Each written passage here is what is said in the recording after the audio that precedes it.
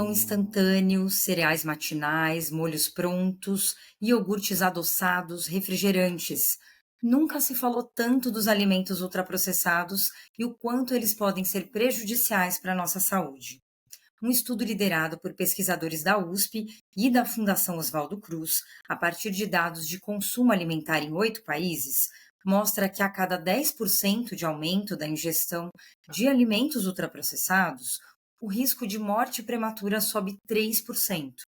A pesquisa estimou que, conforme a quantidade de ultraprocessados na dieta em cada país, as mortes precoces, que podem ser atribuídas a esses alimentos, variam de 4 até cerca de 14%.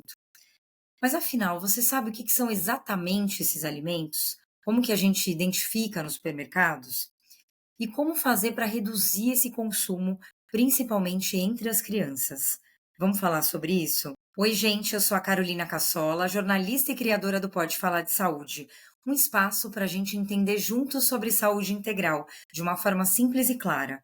No YouTube, você pode se inscrever no canal Pode Falar de Saúde ou acompanhar o podcast na plataforma da sua preferência.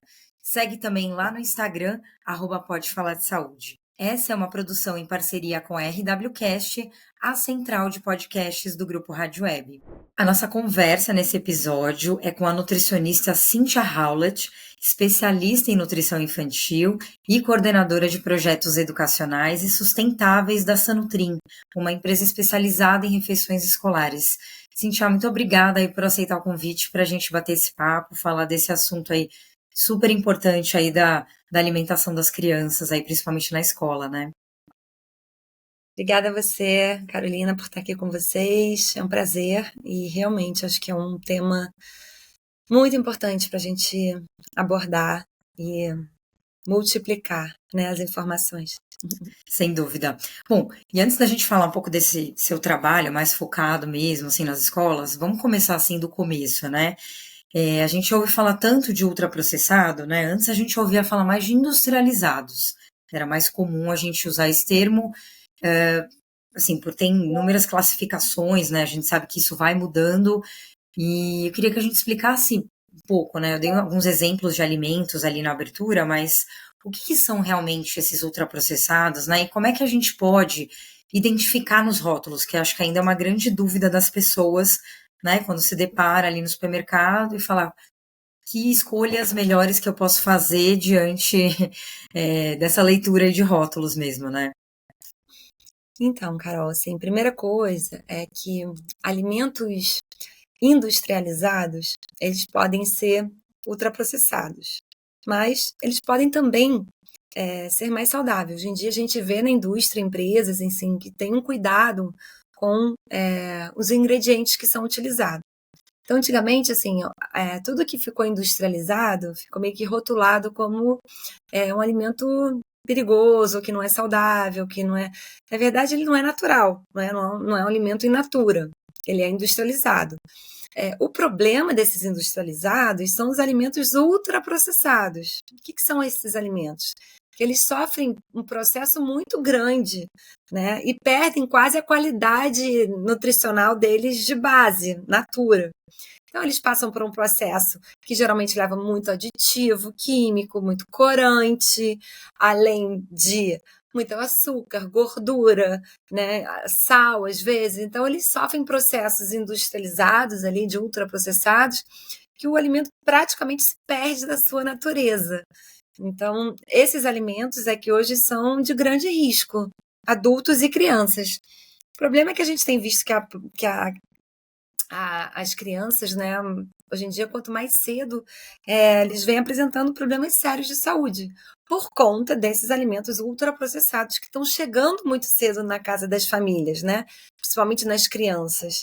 Então, a gente vê um consumo altíssimo desses alimentos ultraprocessados, alimentos que têm muito açúcar, muita gordura, muito corante, e que causam efeitos, né, de doenças crônicas, de alergia, de TDAH, de transtorno, falta de sono, enfim, vários efeitos que a gente vê que esses alimentos estão prejudicando a saúde das nossas crianças e futuros adultos, né?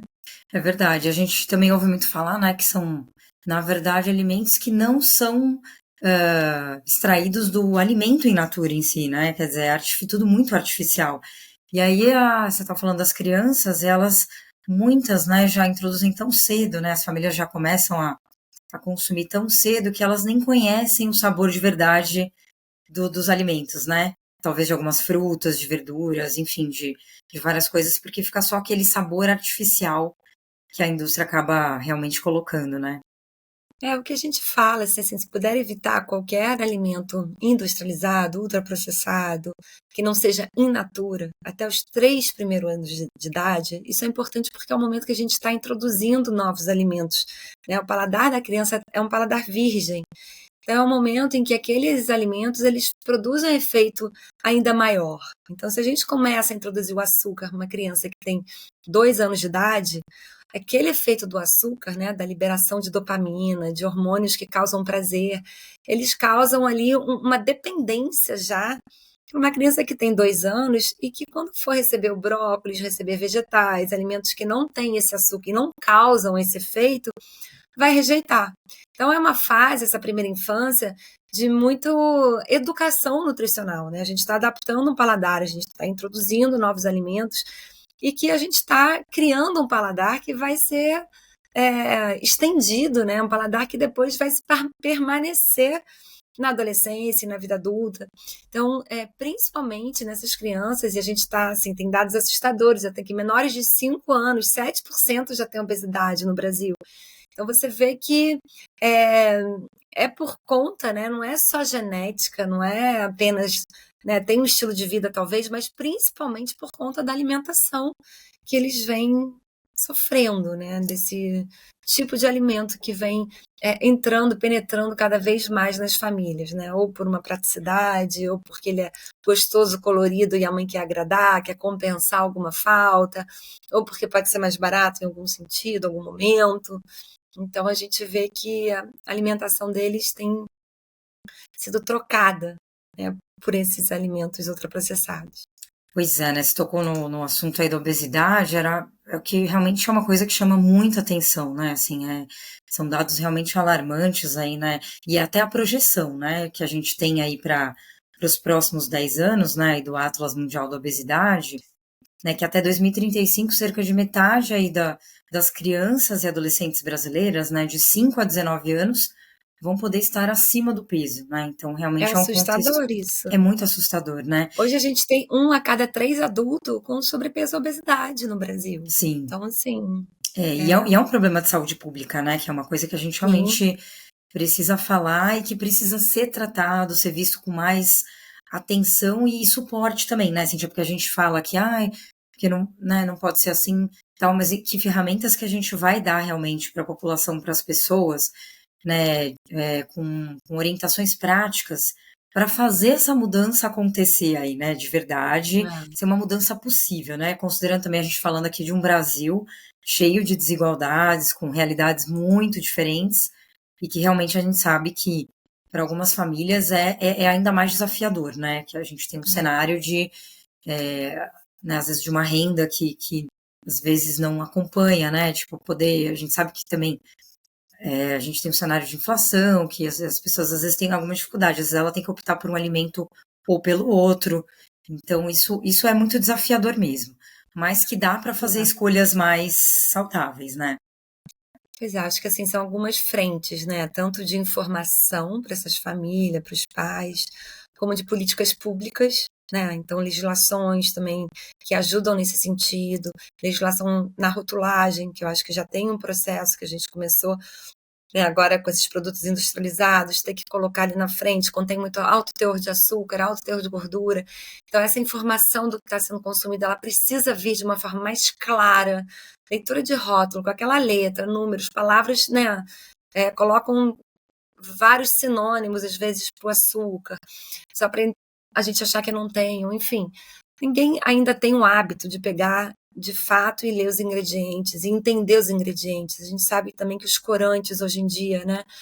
Saiu também uma pesquisa lá fora nos Estados Unidos, mostrando que lá eles vão banir mais 8 corantes por conta dessa relação com a saúde da criança, hiperatividade, alergias e tal, que aqui ainda estão sendo consumidos assim, livre, né, de uma forma deliberada, somente em balas, chicletes, enfim. E são coisas que chamam a atenção da criança, né? A criança ela come pelo olhar, pelo lúdico, então quanto mais colorido, quanto mais recheado, quanto mais faz com que a criança queira provar. Agora, eu acho que a gente tendo umas políticas públicas mais severas, entre elas, por exemplo, aqui no Rio de Janeiro, a legislação das cantinas está muito severa, né? Então, a gente teve que, como empresa de alimentação, se readaptar e retirar itens da cantina que eram vendidas em escola, que teriam alto açúcar, alto gordura. Agora, por outro lado, a gente precisa informar para esses pais para não mandarem na lancheira da criança, porque a gente retira da cantina, mas vem na lancheira, então, assim, não funciona. Então, essa comunicação ela precisa ser feita de todas as frentes, né? Escola, família, empresa, políticas públicas, então, governo. Acho que a gente tem que agora, de alguma forma, enquadrar para que essas indústrias também consigam, pelo menos, no mínimo, mostrar o que estão vendendo, né? De fato, serem transparentes nos ingredientes, a gente ter mais consciência do que está consumindo nesse sentido. Sim, você falou da comunicação, realmente, né? É um caminho importante e que você percebe assim que as famílias estão mais abertas a ouvir, a ter esse diálogo, ou ainda tem uma resistência de entender essa questão da alimentação. Eu imagino que quando também existe uma mudança numa criança, ela também acaba mudando a família toda, né? É que nem a gente fala da educação financeira, né? Que elas trazem, se isso se Sim. transforma na escola, de trazer para casa esse tipo de hábito, né? Mas eu imagino que deve Eu ser acho um que desafio, né? Pois é, eu acho que a escola hoje tem um papel fundamental na educação nutricional. As crianças passam grande parte do tempo na escola e os pais, por falta de tempo, jogam a responsabilidade para a escola.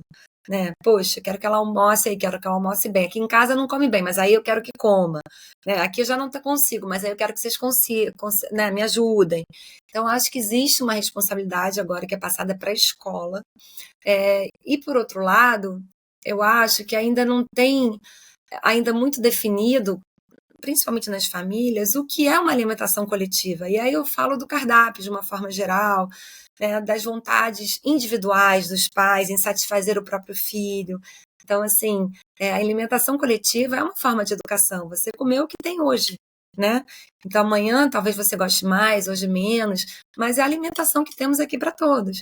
E o que eu vejo muito, né, como à frente desses projetos de educação nutricional, é que os pais querem agradar cada vez mais o seu filho. Ah, mas meu filho não come o peito assim, só come peito de frango grelhado, não pode ser todo dia. Não, não pode, a gente tem que variar.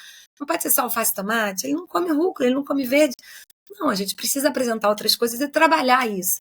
Então, eu acho que sim, tem uma visão de que a escola é responsável, mas, por outro lado, na hora de abrir mão para, então tá, deixa a gente cuidar, eles têm uma dificuldade nesse sentido também de passar a bola, né? Assim, acho que é um medo mesmo do filho não comer, porque ele não come, enfim. E acho que muitas vezes de não querer frustrar. A gente vive uma geração, e eu sou mãe, eu tenho 2 filhos, de não querer frustrar os filhos, né? De super agradar, hiper agradar sempre. E isso atrapalha, né? Em qualquer educação. Eu acho que na alimentação também. Eu acho que alimento vem como compensação. Você foi bem na prova, eu vou te levar para comer no fast food. Você jantou, então eu vou te dar o doce. Então o doce, a porcaria, vem como uma recompensa, né?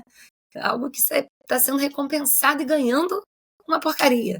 E aí você Então, já assim, a tem gente. aquela questão emocional, né? Você já atrela essa compensação emocional, isso gera já um problema na vida adulta dessa. Depende, tô ansioso, eu Sim, preciso comer um doce, né? A gente ouve muita gente falar isso, né? Assim, é uma coisa é. muito comum, né? Porque o doce ele acalma, né? Ele libera dopamina. Então você tá com TPM, você tá ansioso, você come o doce e você relaxa. É um tipo, né, de vício de droga porque produz sensações de serotoninas e hormônios que são causados para dar um relaxamento. Só que depois eles pedem mais, quer mais. Então isso vai criando mesmo, né, uma dependência. e que é muito séria, assim, né? Então, eu acho que, assim, nas escolas a gente tem essa responsabilidade agora. Eu estou falando enquanto empresa de alimentação, né? Essa Nutri, ela oferece a parte de cardápios, aí o cardápio passa por mim, tem que ter variedade, né? Tem que ser ter diversidade. A gente trabalha com hábitos, culturas, gostos, idades, tudo diferente. Então, dificilmente a gente não vai agradar todo mundo todo dia. E ok, né? Então, o importante é que a comida seja boa, seja nutritiva, seja variada. Agora, a cantina, que é o local onde estão as porcarias, as besteiras, é onde a gente tem maior dificuldade, assim, porque se for um lugar como o Rio, que já restringiu, então a escola vai ter que aceitar, os pais vão ter que aceitar e a empresa vai ter que aceitar. Está restringido, não pode oferecer, por lei. Em São Paulo, a legislação ainda é muito dúbia, assim, não pode alimentos que façam mal, com muito ultra, né, o excesso de açúcar, mas quanto? Então, assim, não tem esse rigor. E aí a gente vê, assim, na mesma semana eu ouço um áudio de um pai achando absurdo a gente oferecer qualquer alimento doce, né, ou industrializado na cantina, e no dia seguinte tinha uma mãe que fala, mas olha só, meu filho ele pode comer um doce de vez em quando, por que vocês retiraram o doce? Então, assim, é isso, é trabalhar com pensamentos diferentes, né, com culturas diferentes, com talvez até crianças que tenham hábitos diferentes e estados clínicos diferentes. Então, assim, o que a gente faz muito nas cantinas é que a mãe pode bloquear no aplicativo o consumo de algum item e tentar deixar uma cantina que seja de uma forma equilibrada. Porque se ela for restritiva, a criança traz de casa também. Então, assim, eu acho que não é por aí, né? Acho que a gente tem que informar, tem que educar, tem que ter um equilíbrio claro. Não dá para ser uma cantina de ultraprocessados, nunca. Acho que pode ter industrializados, mas não ultraprocessados. E acho que a gente tem que fazer esse trabalho diariamente, né? Com a família, com a própria escola, que eles têm um poder de decisão grande, e, enfim, com as crianças envolvidas, né? Sim, você falou que tem várias faixas etárias, a gente sabe que isso vai mudando e o paladar da criança vai mudando bastante também, né? Eu vejo também pela minha filha, a gente ouve muitas crianças, antes comia tal coisa, agora não come, ou o contrário, né? Não gostava de, sei lá, de abobrinha, agora consegue comer abobrinha, sei lá, de um jeito ali, né, especial, enfim, diferente, mas que enfim, vai aumentando um pouquinho esse cardápio, né, e ficando menos seletiva, né? Mas, assim, tem alguma estratégia que vocês usam, assim, para crianças menores, essa coisa meio lúdica que a gente ouve Não. falar muito, né, de Além tornar. além de trabalhar como coordenadora desses projetos em escola, eu dou aula de culinária. E é onde eu aprendo muito, né? Porque eu estou na sala ali no dia a dia com oficinas e oficinas. E aí a gente faz alguns combinados, e entre eles, assim, olha, é provar. Você não gostou? Você pode cuspir, você não precisa comer tudo. Mas vamos fazer uns combinados que, para a gente saber se é gostoso ou não, a gente precisa provar. E aí trabalhar, principalmente os legumes, de uma forma diferente, né? Não apresentar eles sozinhos, então faz um muffin, faz uma tortinha, faz, né, sei lá, uma crepe de espinafre para ficar verde, uma crepe de beterraba. É trabalhar com o lúdico, é trabalhar com a curiosidade, com as brincadeiras, né, a caça aos legumes. Então a gente tem que fazer umas brincadeiras e vai provando. A descoberta dos alimentos. Então você tampa os olhos, tem que saber o que é, vai provar. Então acho que são formas que a gente tem que trabalhar com criança, principalmente lúdicas, que criem curiosidade, que seja divertido. A alimentação tem que ser legal, porque não adianta pressionar, senão a criança ela também não, começa a não querer nem chegar perto do refeitório, né? Você vai criando uns traumas. Nunca forçar a comer alguma coisa, mas eu acho que trabalhar com a curiosidade, com as brincadeiras, com o lúdico muito cedo, quanto mais cedo melhor, já ajuda bastante, né? Nessa questão. E tem isso. Às vezes a criança não gosta da banana, mas talvez se fizer um bolinho de banana, ela vai gostar, que não tem o gosto da banana pura. Se fizer uma vitamina, enfim, trabalhar o alimento de outras formas, né? É importante também. E deixar claro isso para eles. Olha, eu entendi que você não gosta da banana, tá bom. Mas vamos provar desse jeito, né? E não falar, poxa, mas que absurdo você não gostar de banana, né? A banana é maravilhosa, faz bem para você. A criança não quer saber se faz bem. A criança não tem essa noção se faz bem, ela quer saber se é gostoso, se ela quer comer. A gente vai saber se faz bem com 30 anos, a gente vai começar a comer 25, E, né? e olhe lá, Pensando né, se Cíntia? faz Tem bem. gente que às vezes nem quer saber ainda nessa fase, E, né? e às Às vezes vezes eu vai falo correr com a mãe atrás depois do prejuízo, né? depois, né? E às vezes eu falo com a mãe assim, pensa qual é a briga que você quer comprar. Você vai brigar com uma criança de 5 anos que não quer comer alface? Tá tudo bem não comer alface com 5 anos. Depois a gente vai fazer uma alface com temperinho, vai fazer uma alface mais pra frente. Talvez agora com 5 anos a briga é comer arroz e feijão, ter um vegetal no prato, né? Então não precisa, já que não gosta da alface, vamos pensar na cenoura, vamos pensar. Enfim, eu acho que tem que ter um pouco de jogo de cintura também, né, com criança. Flexibilidade, né? E aí e Flexibilidade. essa criatividade que você está falando de pensar em fazer em outras formas, né? Em outras texturas para eles irem provando, né? Eu acho que isso vale também Aproximar. pra gente também, né? Eu acho que às vezes a gente também, Sim, poxa, eu tô enjoado de comer determinada coisa, isso acontece muito, né? Mas se eu fizer preparo diferente dessa vez, acho que, né, vai ser é, uma outra experiência. E eu acho que não sei se você percebe isso também nas escolas, né, que você estava falando, porque na escola meu filho come bem, em casa não.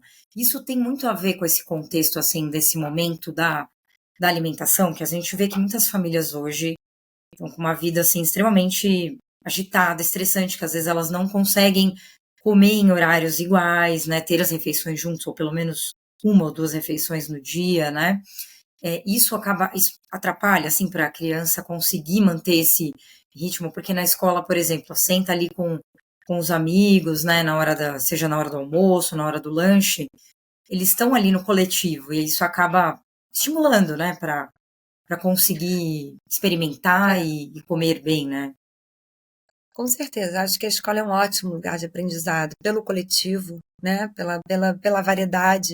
E aí eu falo da importância de quebra de rotina também, porque mesmo, né, sendo bom, mas todo dia igual, a gente acaba que não gosta. Então, ter quebra de rotina, festivais, músicas, temas diferentes de alimentação, coisas que estimulem.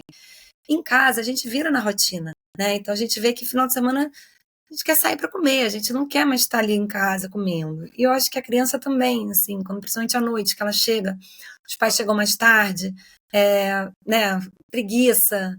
Às vezes eu vejo aqui em casa, assim, é macarrão com ovo, é a sensação de se deixar eles vão comer. Então, ai, vamos para o macarrão com ovo, que é mais fácil. Né? Tem o carboidrato, tem a proteína. Então, assim, a gente acaba indo para um lugar mais fácil, mais prático, pelo cansaço, né? É, e pela falta de tempo, que eu acho que na escola ainda tem um tempo para sentar, ainda tem um tempo.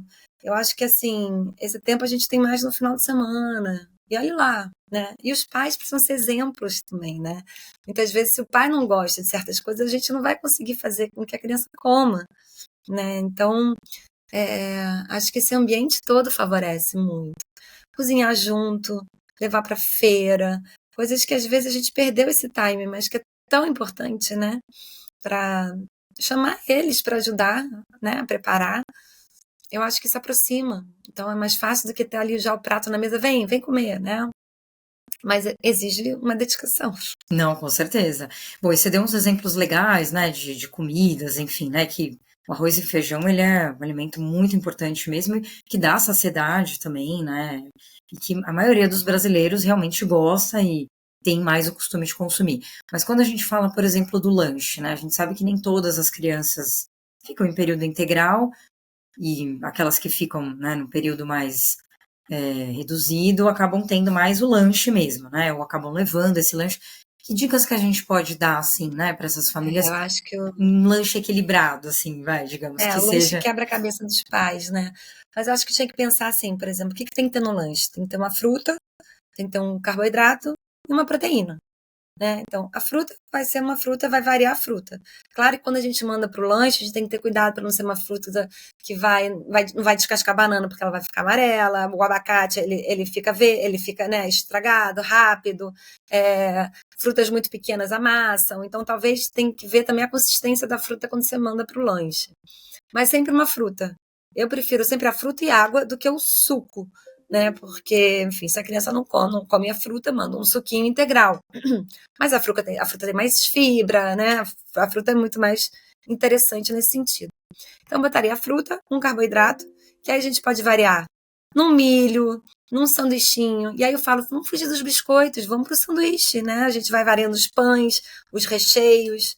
Mas o sanduichinho é muito melhor que qualquer biscoito nesse sentido, né? Cheio de É. farinha, de manteiga. A tapioca Então, tá na assim, moda também, né? E a a gente vê que tem tapioca, muita só que a criança tapioca pro comendo, né? lanche, às É, vezes no lanche fica mole. fica. É, Eles não, ela fica mais elástica, então.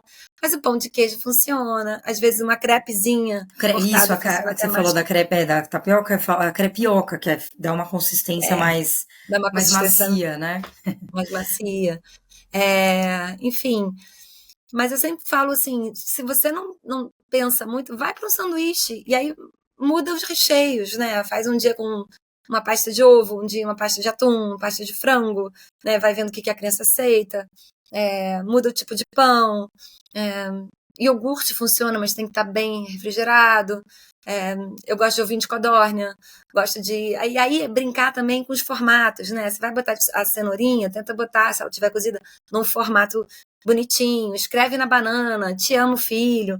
Coisas que façam com que o lanche fique gostoso de olhar e de comer, né? Então, eu acho que essa comunicação também, na hora da criança abrir a lancheira e ter um afeto de casa, é muito legal, muito positivo, né? Mas é sempre assim, a fruta é o carboidrato que tem uma proteína. Então, a proteína pode ser um queijo, pode ser um ovinho de codorna, pode ser, né, algo que esteja no recheio, pasta de frango, pasta de atum. Só sair tentar evitar os frios, né? Que aí a gente cai na Eu questão acho que sai dos dos frios. ultraprocessados mesmo, né? O Exatamente. presunto, o Muito peito de peru, mesmo presunto, peito de peru que antes achavam mortadela. que era que menos mal, É. mas não, tá ali no mesmo patamar mesmo, né? Mas isso realmente já Uhum. ajuda bastante. E aí, eu queria que você contasse assim também um pouco, né? Você falou um pouco desses desafios, né? Nas escolas, acho que essa questão da cantina, ela é um dos desafios ainda mais difíceis, né? Para conseguir chegar aí nesse meio termo, entender, fazer as famílias entenderem que é mais legal a gente ter alimentos, né? Mais nutritivos e não ficar caindo nos ultraprocessados e fazer esse trabalho em casa, né? Que eu acho que é bem desafiador. Como é que você tem visto, assim, né? Quanto tempo que você tem trabalhado nessa questão com as escolas, né? Os resultados que vocês têm percebido, se vocês já veem uma diferença, seja por parte das crianças ou mesmo das famílias nesse processo? Eu acho que tem uma demanda maior dos pais, né, principalmente. E aí isso acaba fazendo com que as escolas precisam se reposicionar nesse sentido. Então, de uma cantina mais equilibrada. Eu tenho, bom, no Rio de Janeiro, a gente trabalha muito Rio de Janeiro, Curitiba, né, Paraná e São Paulo. Então, são os três frentes, assim, que são diferentes, né? Eu acho que lá Paraná, Curitiba é mais restrito, Rio de Janeiro também, e São Paulo vai depender muito das escolas, assim, é um leque muito variado. Tem escolas, e aí eu falo que a direção, a diretora, o diretor da escola tem um papel fundamental. Tem escolas que o diretor fala, não, deixa eu vender, bota o chocolate na cantina. Até porque, assim, a escola, aqui entre nós, mas tem um repasse da cantina para a escola das vendas, né? Quando eu estou falando como empresa. Eu pago um aluguel e pago um repasse. Então, muitas vezes, a venda da cantina ela é interessante, não só para a empresa, como para a escola. Não são todas as escolas, né? Às vezes é só um aluguel da cantina. Mas, enfim, temos contas a pagar, né? A escola, cantina, empresa. E muitas vezes isso influencia, né? No que a gente, nas vendas. Agora a gente tem visto, e assim, eu posso falar em nome da Sanutrim, que como o nosso propósito, na verdade, é equilibrado, eu vejo, e assim, eu fico à frente disso, né? A gente precisa abrir mão de certos ingredientes, não fazem mais parte, não conversam mais com o nosso propósito. Independente se esses são os que mais vendem ou que menos vendem, tem uma hora que a gente precisa ter uma imagem, a gente precisa, né, trazer uma credibilidade. E eu acho que de 3 anos para cá a gente vem se reestruturando muito por conta disso. Não, mas é o que a gente quer? Né? A gente quer ser uma empresa diferente. Todas nós são várias mulheres à frente, né, da liderança. Todas têm filho. Então a gente tem mesmo um propósito de fazer o diferente. Então, por mais que seja, né, tenha um financeiro que vá prestar conta, existe uma pressão muito forte nossa de que de limites, né? Até onde a gente consegue ir, até onde a gente não vai mais, até onde a gente não serve mais, até onde não faz mais parte, até onde a gente vai falar para a escola, olha, isso aqui não tá legal, né? Até onde a gente consegue interferir também.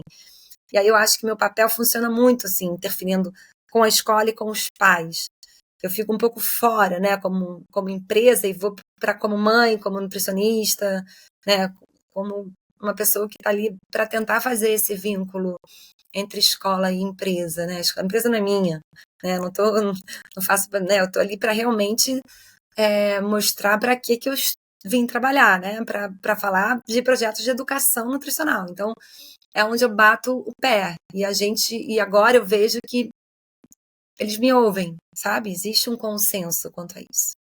Então vocês fazem, assim, periodicamente reuniões com esses pais também, tem essa Muito. aproximação, né? Isso é importante, né? Porque a gente, né, fica imaginando assim que você diretamente, muitas vezes são empresas que, isso a gente falando das escolas particulares, né? Mas que empresas terceirizadas que prestam esse serviço e que às vezes, muitas vezes, acabam não tendo essa dinâmica, essa conscientização. Eu acho que um pouco essa educação alimentar das famílias mesmo, né?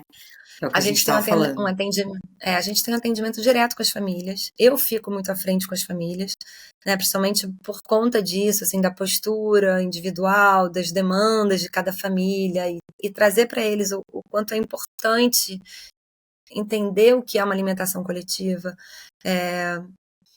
E eu acho também, assim, que como as famílias são elas que pressionam a escola,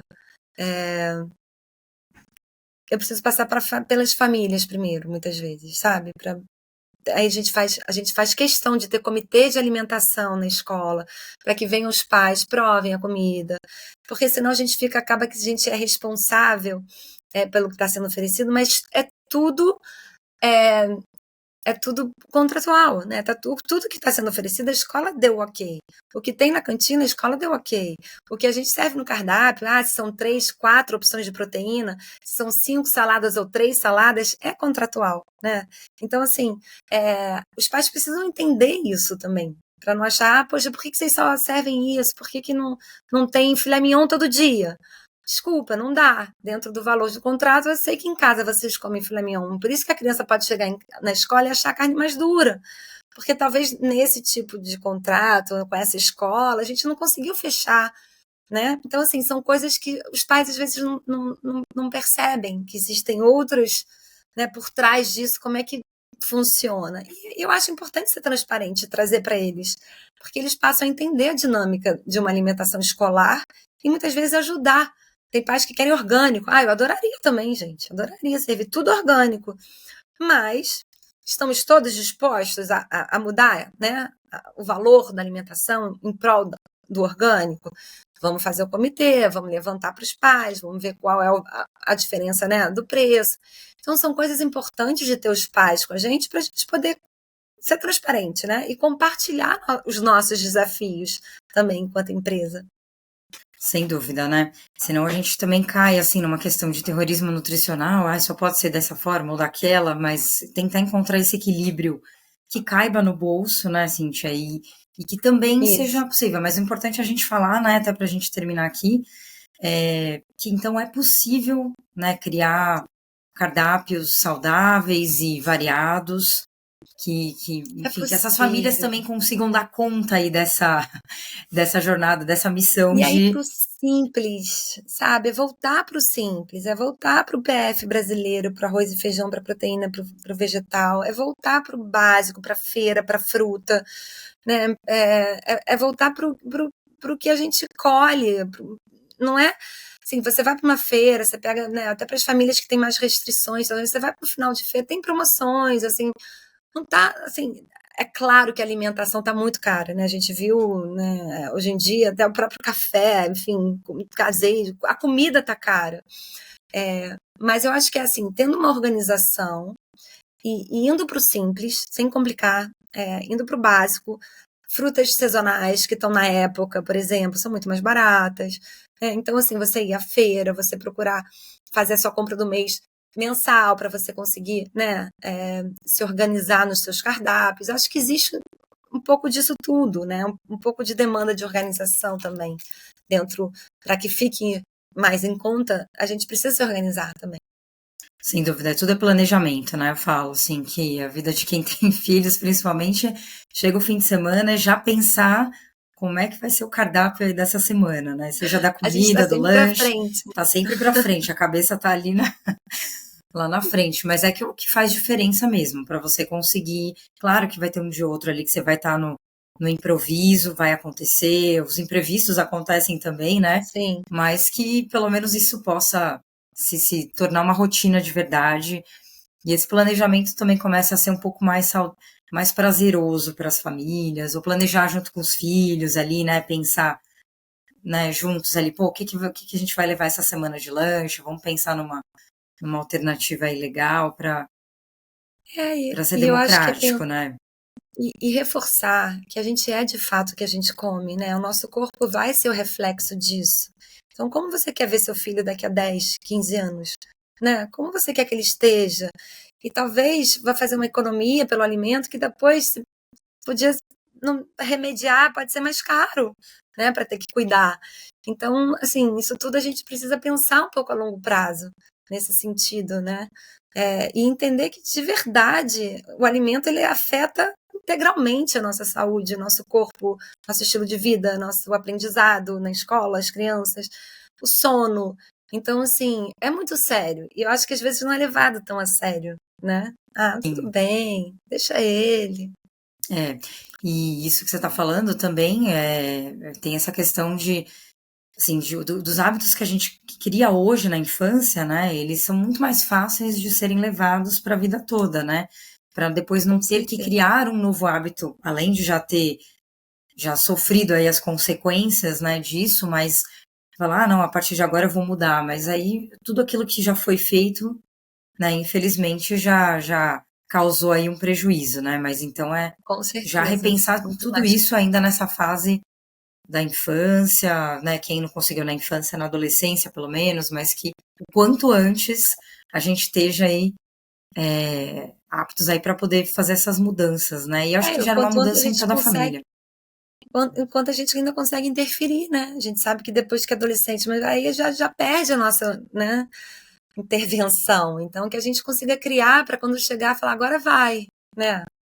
O seu hábito tá aí, já fiz minha parte, agora voa, né? Mas poder dar asas para isso, né? De uma forma equilibrada, sem também restrições, né? Mas equilibrada. Claro.